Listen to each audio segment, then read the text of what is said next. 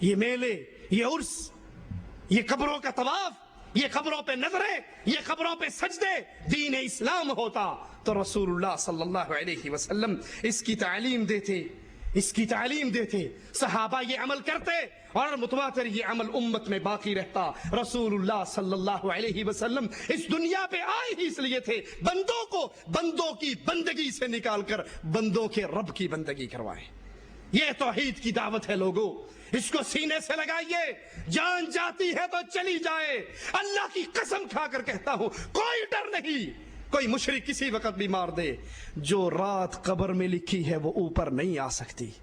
ارے قسمت تو بھلی اس کی ہے جس کی جان عرش والے کے لیے چلی جائے، جس کی جان اللہ کی توحید کے آوازے کے لیے چلی جائے۔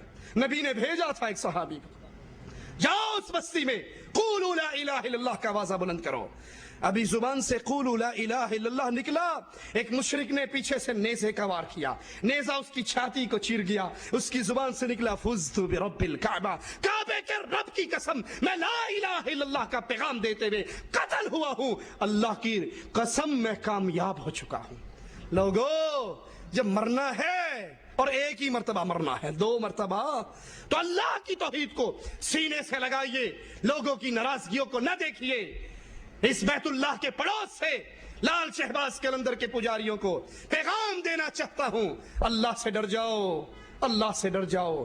یہ شرک اکبر ہے، اللہ کے دربار میں اس سے معافی مانگو اور توبہ کرو۔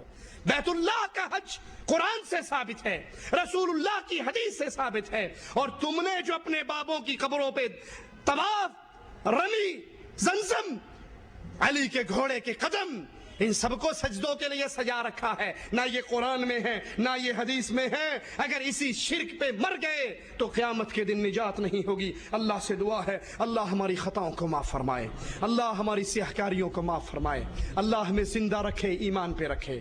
کچھ بھائی کہہ سکتے ہیں مجھے علم نہیں ہے، میں کیسے توحید کی دعوت دوں؟ تو آپ کے سامنے کتاب کی صورت، کیسٹ کی صورت، سی ڈی کی صورت کھلی ہے، آپ نہیں دعوت دے سکتے تو کسی کو توحید کے پیغام کی سی ڈی دیجئے، کتاب دیجئے، اور یاد کر لیجئے رسول اللہ صلی اللہ علیہ وسلم کی حدیث کو۔ آپ نے فرمایا ایک تیر 3 بندوں کو جنت میں لے کر جائے گا۔ ایک تیر، ایک وہ جس نے بنایا، ایک وہ تاجر جس نے خریدا اور خرید کے پھر ایک مجاہد کو دے دیا، تیسرا وہ جس نے اس کو چلا دیا۔ ایک تیر کی وجہ سے 3 بندے۔ ہو سکتا ہے آپ کسی کو توحید کے پیغام کی سی ڈی دیں، کیسٹ دیں، کتاب دیں، پمفلٹ دیں، اور سن کر اس کے دل کی دنیا بدل جائے۔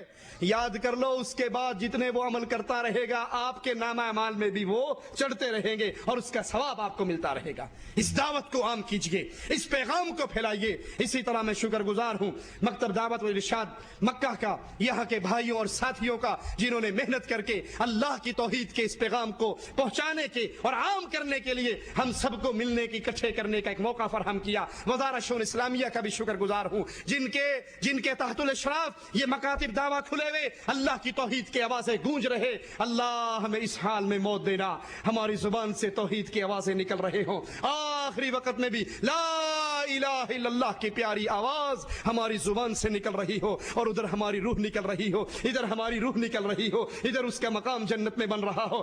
اقول قولی ھذا واستغفر اللہ لی ولکم ولسائر المسلمین فاستغفروہ انہ هو الغفور الرحیم۔